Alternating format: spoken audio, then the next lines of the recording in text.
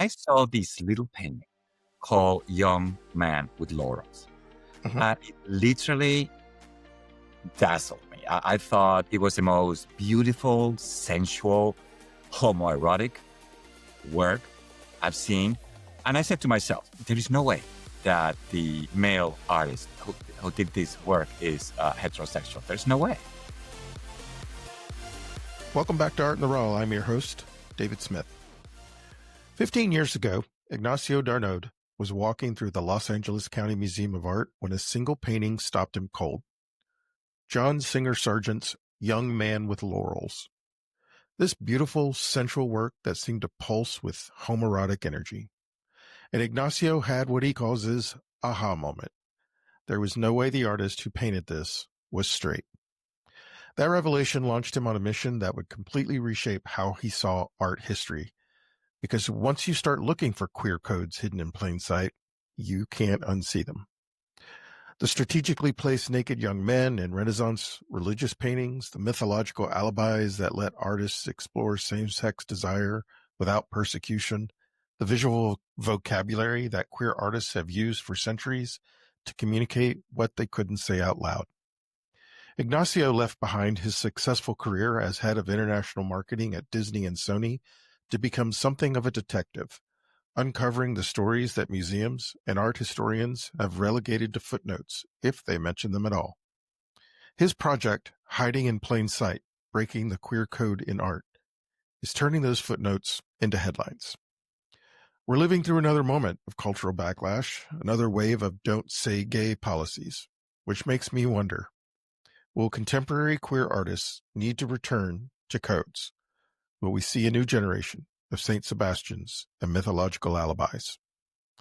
Today, we're exploring how art has always been a site of resistance and how recognizing our queer lineage isn't just about the past, it's about understanding who we are and where we're going.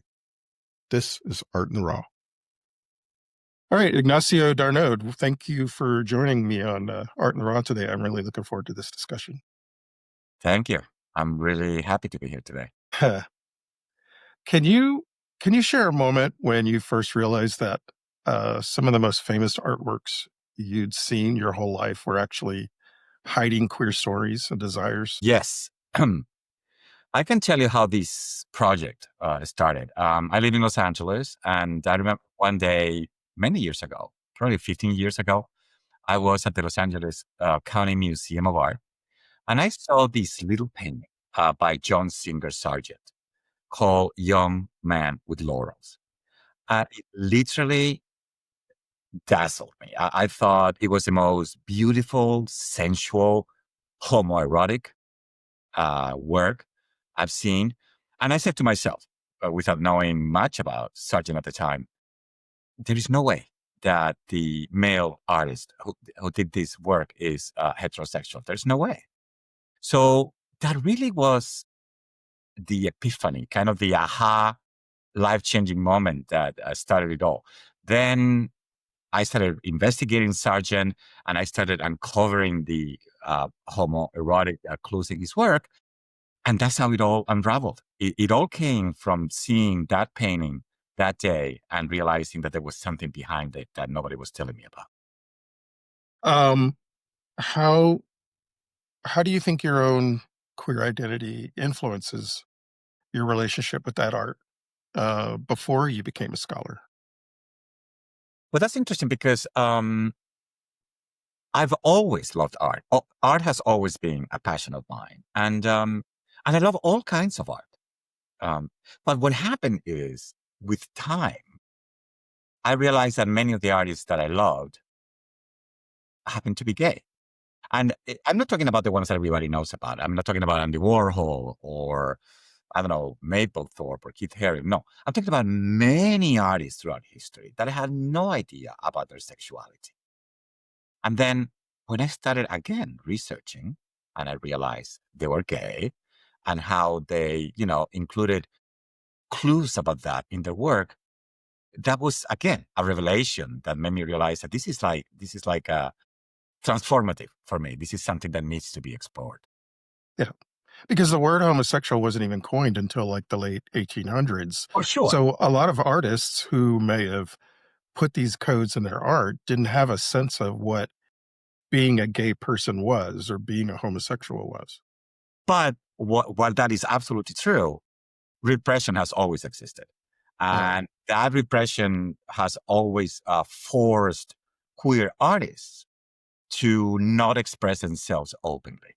And because of that, they had to use codes or secret gay imagery hiding in plain sight because they were forced to do that to express their same sex desires. Yeah.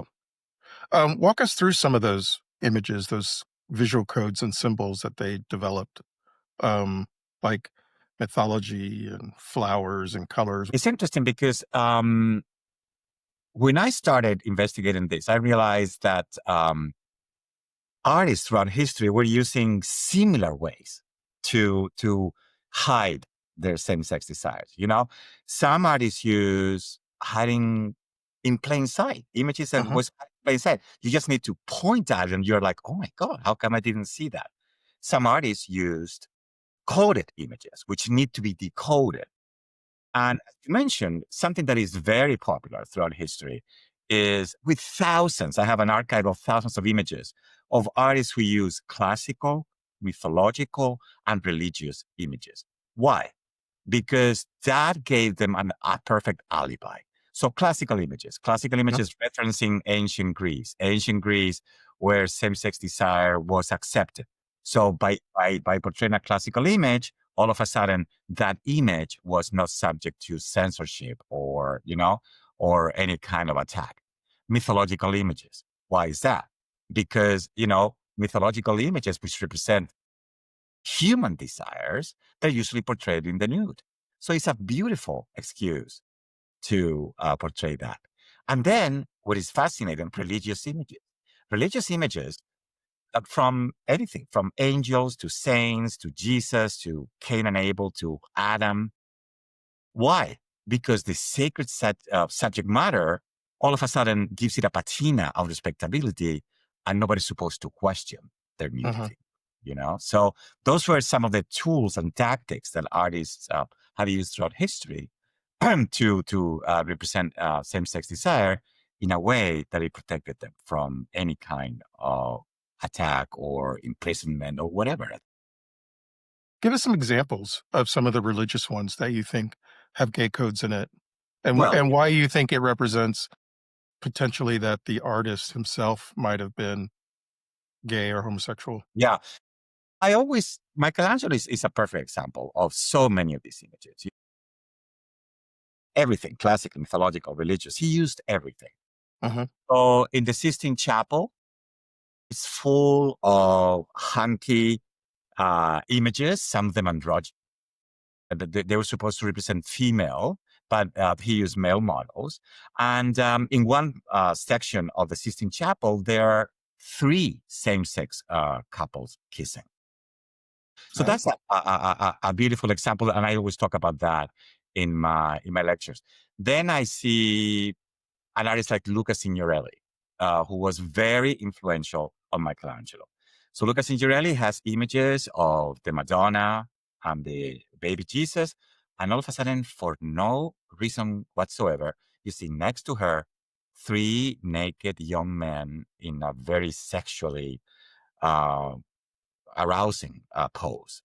And you're like, why is this? It says, because that image, religious image, gives Luca Signorelli the permission to do that. Same thing with Michelangelo. He did a very famous image called the Doni Tondo. And in the back, there are frolicking young men naked. And, so that's one example of religious images. And then this idea of Saint Sebastian. So Saint Sebastian, for instance, who was a middle-aged soldier, with his own story that is very interesting. But from the Renaissance on, he was transformed into this young, naked, sexually androgynous figure that allowed artists to express their same-sex desire, again, in a way that it was not punishable. And that's why he became the most popular saint in Christendom. There are thousands of images of Saint Sebastian, which have nothing to do with reality. They're just portraying him in poses that really don't show even the arrows, don't show pain or the agony. It's mostly ecstasy and beauty and male beauty. It's interesting that you bring up the Sistine Chapel because I remember touring that on a vacation one year, and as we were walking the halls of the entire building structure, I recall the tour guide pointing out that a number of the statues, especially of nude men, that are all over the place in the Vatican, either have like a leaf Wow. covering their genitals, or it's obvious that um, they're like somebody took a hammer and knocked them off.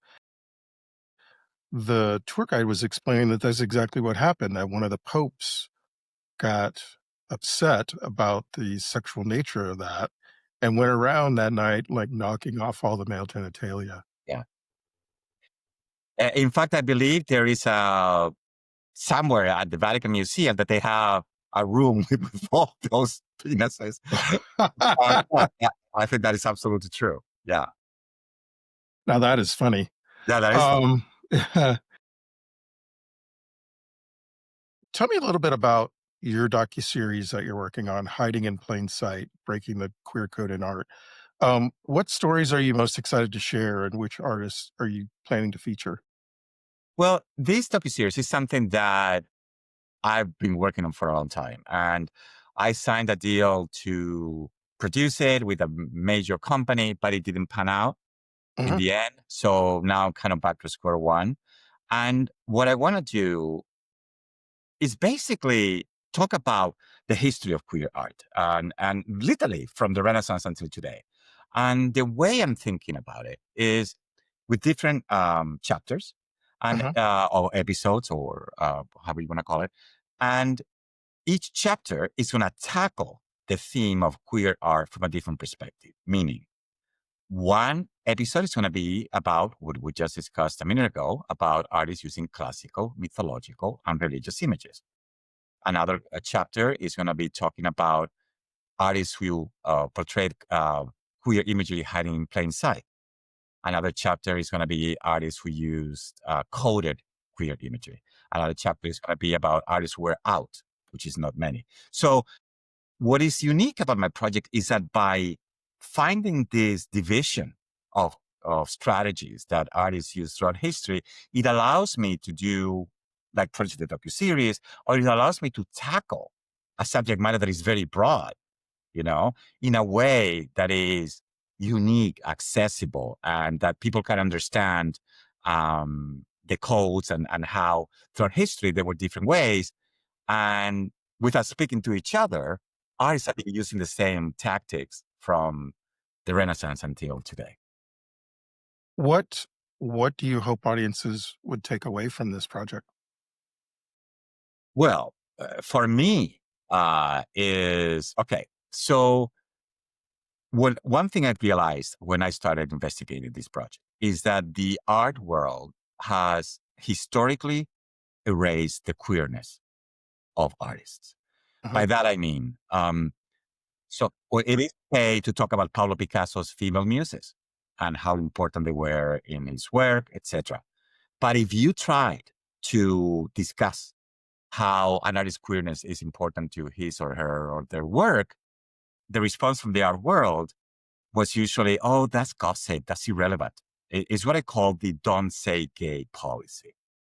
So, because of this, the references to artist queerness are usually buried in books. They are in a kind of like a footnote, like an asterisk.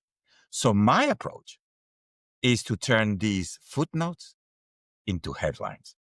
And what I want to do is change the narrative and talk about how no, queerness have existed from the beginning of time. Not only that, they have transformed mainstream culture from the beginning of time. So that's my goal, to completely reverse the narrative and focus on what the art world and the museum boards, conservative boards are still doing, which is trying to push that aside. Do you think they're still doing that with modern artists, or does it tend to really only apply to legacy artists? No. Well, unfortunately, it's still, let me tell you a perfect example. Something that is probably the most challenging experience I've had so far in my project, but also the most rewarding. So I went to Washington, D.C.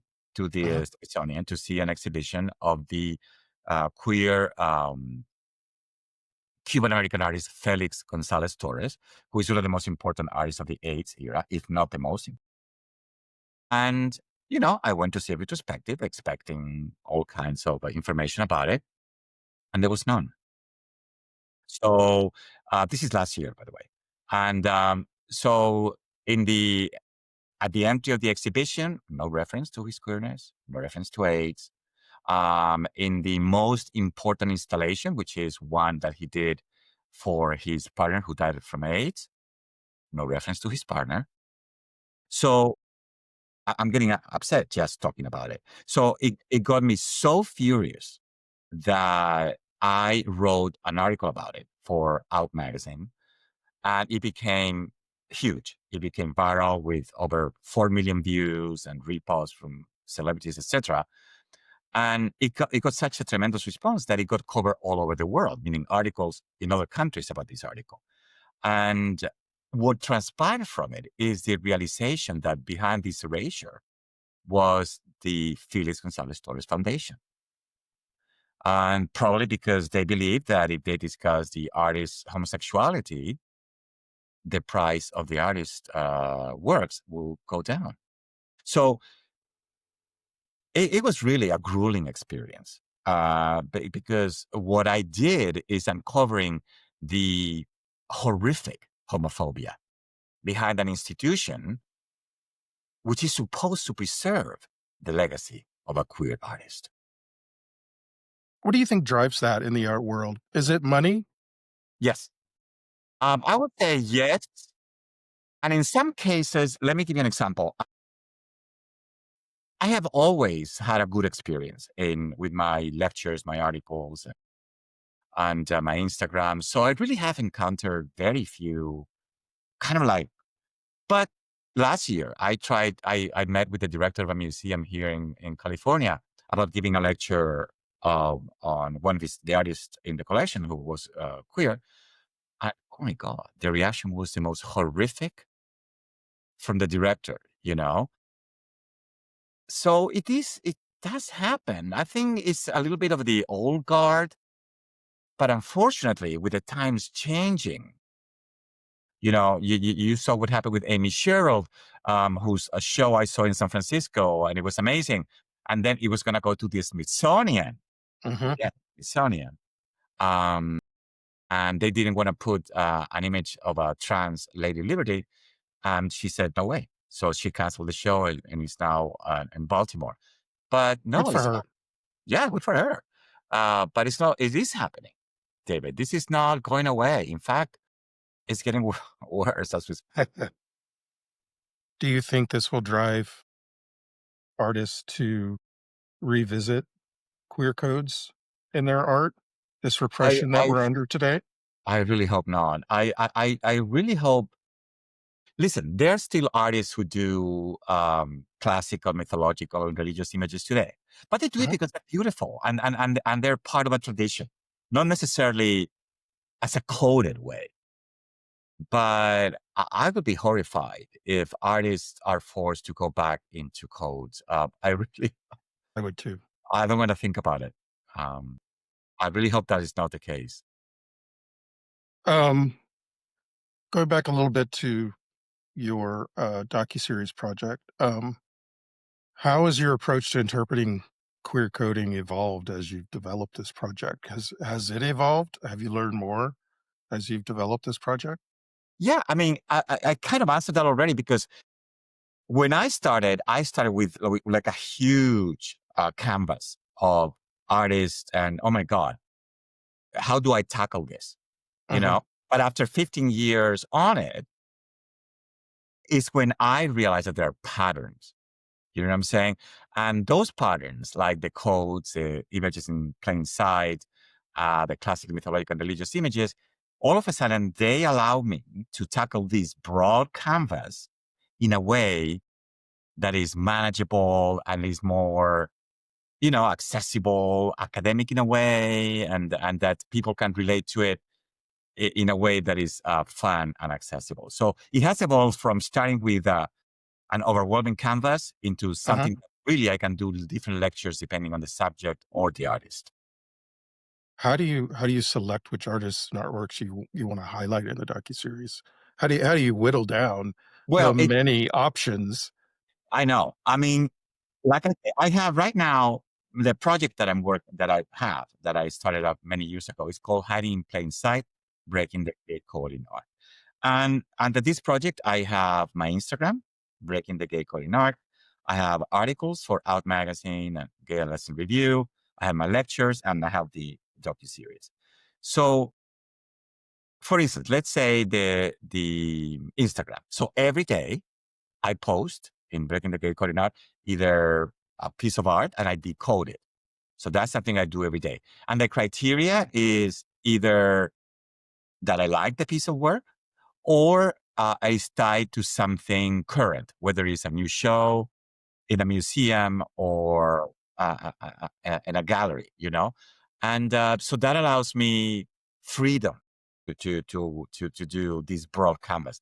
And sometimes it's very fun. For instance, I love John Singer Sargent, and he appeared in the TV show The Gilded Age in a cameo appearance Yep, I remember that. in a couple of episodes. And I said, wow, what a great opportunity to bring John Singer Sargent to the forefront in society, but in a way that nobody really tackles, which is as a queer artist discussing how his sexuality impacted his work and his life tremendously. So I wrote an article for Out Magazine that came out during the Gilded Age, very recent, and it caused also a lot of, in a good way, a lot of talk because historians are still trying to avoid the elephant in the room, is Well, and they because didn't really discuss it much in the never, Gilded Age. It it, didn't come up. for sure. And what happens is, in many cases, the families of queer artists destroyed the evidence, whether it's letters or whatever, photographs, etc. So we are left with the burden of the proof today, and we are left with the uncomfortable position of having to discuss with somebody who says, well, there is no proof about it. You know what I'm saying? It's what I call is they want to see the stain sheets. That's what I call the stain sheets, And but the proof is in the pudding. And in my article, for instance, on Sargent, I revealed 10 different works, occasions, and instances in which his queerness is completely clear. How do you think society handles the the censorship that we're talking about with regard to more recent artists who everybody knows is gay, like Keith Haring or Mapplethorpe or Andy Warhol? Like, we talk about their art, but I don't know. I mean, the art world knows that they're gay. Yeah. Everybody's society knows that they're gay. Do they still hide that in the art world as they talk about those artists? You know, those three examples may not be the best examples. I'll tell you why. Uh, Let me separate because it's a very good question. With Keith Haring, there's no question. So yes, usually his work is discussed in the context of his sexuality, AIDS, etc. Same thing with Mapplethorpe. Warhol is a different case. Warhol was very wishy-washy in regards to sexuality. He was always kind of half in, half out. Uh-huh. Uh, a main reason is because early on in his career, when he was drawing his beautiful male nudes, etc., he was really rejected by the gallery as in New York. So he realized if he wanted to be famous, which is what he really wanted, he had to put that aside. And then he started with coded images, and then with his pop images, some of which had coded queer references. So Warhol is a case in itself. But there are artists like, for instance, Jasper Jones, who's still alive, Robert Rauschenberg. They were partners. They were partners for 7 years. And 7 years that were crucial for their careers in regards to how they developed their artistic vision. And guess what? They're still. I saw there's an exhibition at MoMA a few years Wow. ago, not many years ago, in which completely ignored that, and it referenced Jasper Jones as his friend. You know, and there was a recent retrospective of Jasper Jones in which finally they addressed that, and it's because the curator is queer. So that helped. But and the argument is that they use sometimes their foundations.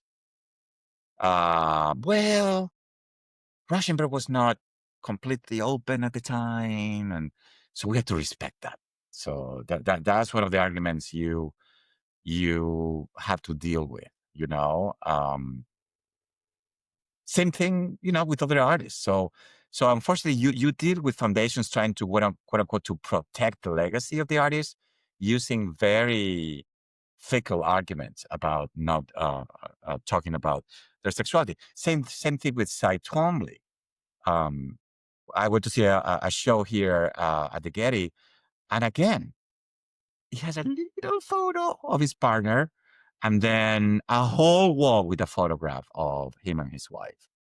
You know what I'm saying? So it's how you position this that is very tricky many times. Want to strip down and connect with a community that celebrates real bodies, real stories, and unforgettable adventures? Check out Go Naked Magazine, a bold, body positive magazine for gay male nudists. And if you're ready to turn the page and travel, Go Naked Travels curates incredible clothing optional getaways around the world. Think sun, skin, and seriously good vibes. Subscribe today at gonakedmagazine.com and gonakedtravels.com. We've talked a lot about how primarily the gay code in art and the censorship around primarily gay male relationships, but do you also see the same type of censorship with lesbian relationships or um, the queer community has expanded a lot in the last 10 years or so in terms of how many letters there are in the alphabet that we use. Um, and so for those other queer artists who may be bisexual or intersex or trans, do you see the same codes that they used in their art? For sure. Let's talk about lesbians. Lesbians, I mean, if male artists were quote unquote repressed, imagine female artists who were repressed just from being female. You know what I'm Yeah. saying? So of course they had to use codes in their work. And of course the museums keep avoiding that.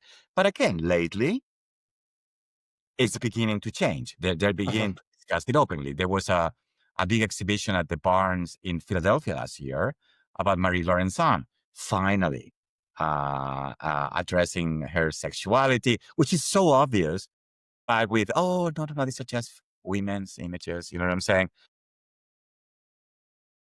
So yeah, of course it's happening. And same thing with artists who were, I don't know the word trans, but where their sexuality was very much in flux.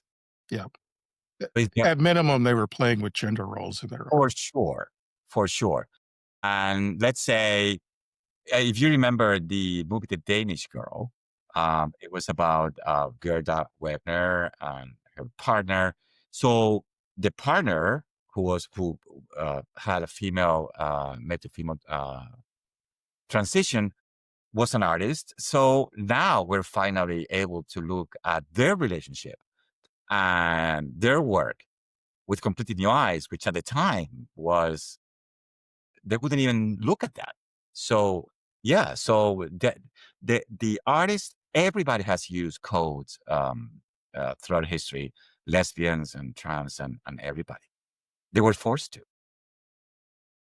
What are some of the biggest challenges that you face bringing some of these narratives into the mainstream art his our art history spaces. Do you have specific examples from institutional resistance or Well, I mentioned one. I mentioned how recently when I tried to talk about a queer artist from a museum here, I got a really, really horrific response. I have to say that overall, the response has always been very positive. Um, there have been very few instances in which I got a pushback. I remember one that for some reason riled me. I wrote an article for Gay Lesson Review in which I mentioned how Michelangelo was gay. And I got this comment online: how do you dare to say Michelangelo was gay? He had a relationship with Vittoria Colonna, a high class woman, Italian woman. So I made the mistake of engaging with the person, and when I started explaining, no, he was gay, and I tried to explain some of the all the facts that go to prove that, including the fact that Michelangelo wrote very explicit erotic poems to a young man called Tommaso de Cavalieri. And then when they were published by a grandnephew, he changed the pronouns as if the poems were written for a woman. And it took like 3 centuries for this to be discovered. So when I brought up that to this person who was challenging me, her response was, "Oh, well, the historian who discovered this was gay, so we cannot take that as a fact." So I realized that basically I was dealing with a homophobe who was pretending to sounds be like it? an art connoisseur, you know? Sounds like it. How do you how do you personally navigate? There's got to be an emotional weight at uncovering some of these histories, especially going through what the repression used to be for queer people. How do you navigate that emotional weight as you discover these? Well, I actually have to say that I love it. I love it in the sense that it has become my life mission. I think you know how I used to be in the film industry. I have kind of a very unique background. I am originally from Spain. I moved to LA to go to USC Film School. I worked in Hollywood for over 2 decades. I became the head of international marketing for Disney and for Sony, and I left all this behind when I had this transformative epiphany of how queer artists, because of repression, they had to use codes in their work. So that says you how important this is for me, how emotional, how this has become my life mission. But what I like about it is that because I come not from academia necessarily, but from film storytelling for marketing, I have a different approach. I have an outsider approach that allows me to do it in a different way. Meaning, when I do my lectures, my articles, my Instagram, I avoid highfalutin academic terms. You know what I'm saying? My goal is to communicate the narrative about these artists in an emotional way, in an engaging way. I show how the tremendous hardships that these artists had turned into art and how that art transformed mainstream culture. And so that's how I do it. I believe that by doing this, it becomes fun, informative, emotional, and accessible. And I see that in person when I do my lectures, and I see the people's eyes transfixed when they Uh-huh. see, oh my God, how come I didn't know that? And how that generates a renewed sense of pride in um, in the audience, because they realize then and there that we, the queer community, come from a magnificent lineage of trailblazers. Uh-huh. And after the lectures, many of them come to talk to me, some of them teary eyed, because they have, like I said, this renewed sense of pride, but also with a sense of anger and fury of how come nobody taught us this in school, you know? Yeah. Homophobia goes back Yeah. centuries. Let's talk a little bit about kind of your vision and your legacy. Um, would you say contemporary queer artists are still using coded imagery, or is that past? I think it's past.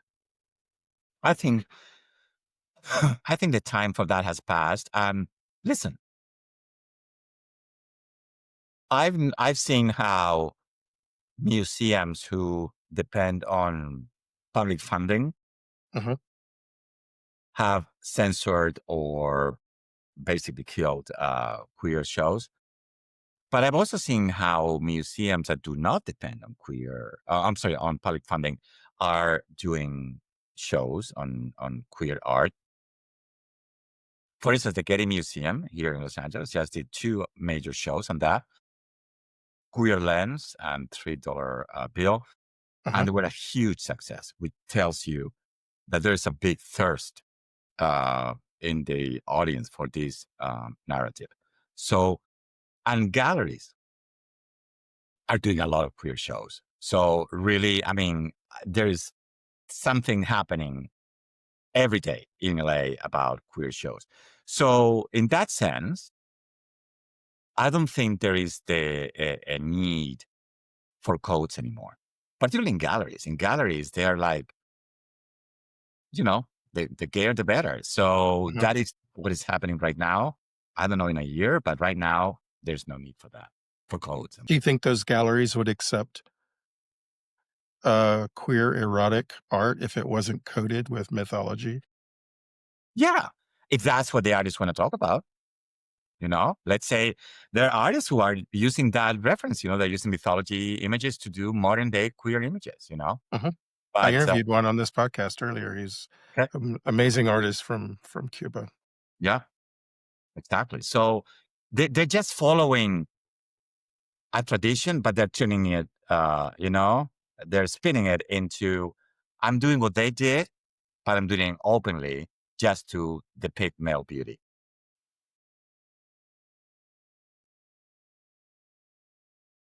What advice would you give to queer artists and scholars who want to explore or reveal these narratives, hidden narratives in their own work? Well, I mean, I think the advice is follow your instinct, meaning the same way when I saw the first painting by John Singer Sargent, that was the lightning bolt. Mhm. I'm like, there's something here, you know? So if an art scholar it has the same intuition, the same sense that there is something there, follow your intuition, because I'm going to tell you, 99% you're going to be right. Very, I think in all these years that I've been trying to research this subject, I don't know how many times I've gone into an artist thinking, this art may be gay, and realizing that it's not. Maybe two times, three times, you know? So your intuition as a queer person with a queer eye, Trust uh, it. you trust it. Trust it because you're probably right. And go for it, whether it is to investigate it or to do an exhibition about it, and in which you uncover it, what you've found out. What gives you hope and what keeps you awake at night when you think about the future of queer art? Well, what keeps me awake is the increasing homophobia in this country and how, you know, like I said before, museums that depend on public funding are now curtailing anything to queer art. But on the same account, I see how the Getty is doing the show and the crowds that came to see it. So it's telling me that, there's always going to be a fight, but as long as you keep showing it, um, people will come, you Mhm. know? And to me, and that's the essence of my project is queer visibility. So I say in my in my lectures, you can't be it if you don't see it. So this visibility is crucial, you know. And what I'm doing with this project is kind of bringing this to light. You know what I'm saying? For all audiences, for of all backgrounds, of all ages, and to show how, in spite of repression, queer artists have been here from the beginning of time. And not only that, which I think is very important, they have transformed mainstream culture. They're not a footnote, they are a key, unavoidable part of art history. And Absolutely. and I truly hope that and also expanding on your question, that curators realize that discussing their sexuality is key to understand the artist's work. And Absolutely. a key reason why museums are resistant is because the museum boards are usually rich people, very conservative, and they're trying to avoid this subject. So I really Mhm. hope that with time they realize that they shouldn't avoid this conversation. Agreed. Um, all right. Well, before we wrap up, it's time for my favorite part of the show. These are quick fire round of questions inspired by the legendary Inside the Actors Studio, Okay. but I've given them a little queer creative twist. So it's a lightning round, no overthinking, just kind of first So thing that comes could to your be mind. short answers or not. You can have fun with it if you want. But I ask all my guests the same 10 questions. Okay.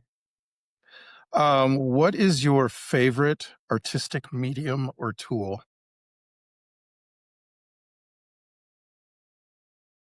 Writing to express the importance of queerness. I've read some of your articles in preparing for this, and those were very intriguing. Thank you. What artistic trend or cliche do you wish would disappear? What I said, this cliche of, oh, why do you want to discuss that this artist is queer? Oh, Mhm. stop bringing that up. That's gossip. That's irrelevant. That's what I hope that literally riles me, and that's what I hope would go away. What fuels your creativity the most? Seeing the young people's reaction to the discovery of how queer artists have always existed and how they are part of that lineage. That to me is it's that's all I need to see how inspiring a young generation. I love that because if you don't know that queer code exists and suddenly someone shows it to you, suddenly you see it everywhere and you didn't Once realize it you was see it, there the whole time. once you see it, you can't unsee it. Correct. And which I love that. And but also, if you are a queer artist in Iowa, let's say, and you think you're alone, and then you realize that the most important artist from Iowa, uh, Grant Wood, who did the famous American Gothic with the Mhm. couple, was queer. When you read an article and it's like, oh my God, the article I wrote about him, so he was queer. You know, can you imagine that the how that changes everything you know about yourself? It does. So that's the kind of stuff that I love, realizing that you're not alone as a queer person or artist. Yeah, it's very validating. Mhm. Um, what sound or noise instantly inspires you?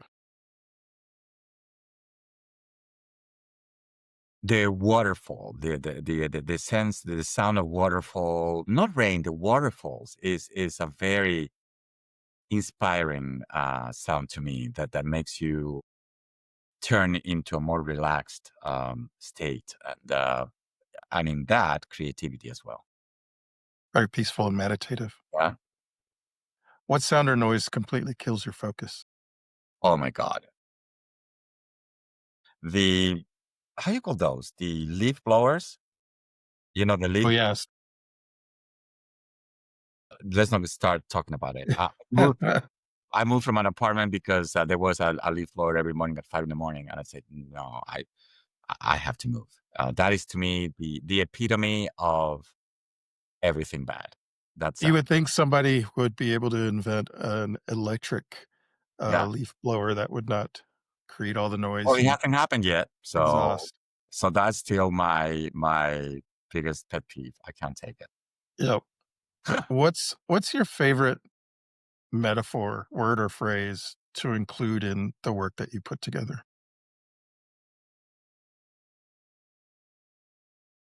I think what I said before, you can't be it if you don't see it.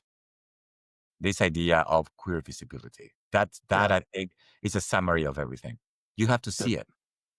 You have To, to you have to see yourself in it too. exactly. If you could see any queer artist, living or dead, and you know a lot of them, honored with a major public monument, who would it be? Oh my God, what a great question. Poof. I have to think about that because is it because of Hard to his? pick one. It's hard to pick one, but you know what? I'm gonna choose a very strange one.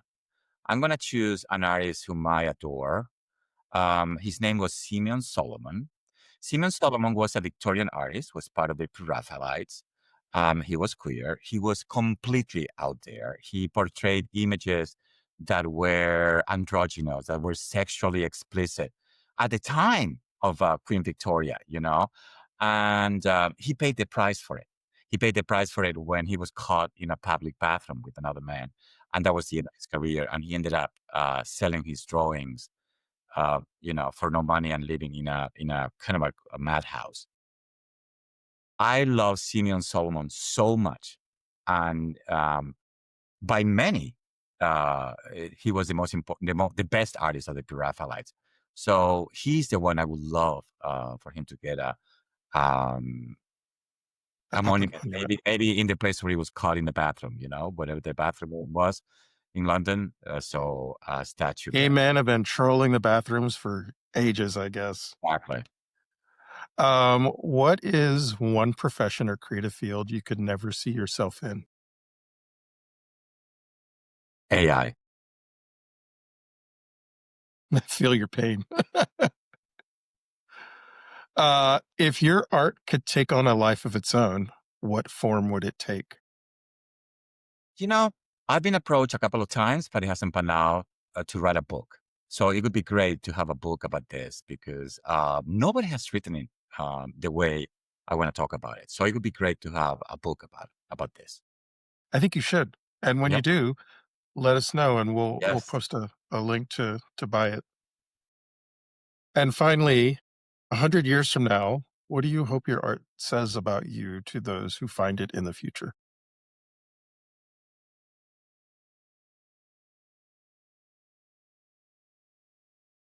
Well, I hope that my legacy is what I've been talking about for the last hour. This idea of shifting the narrative from a footnote into a headline and how I helped queer art to get a voice and to not being pushed aside.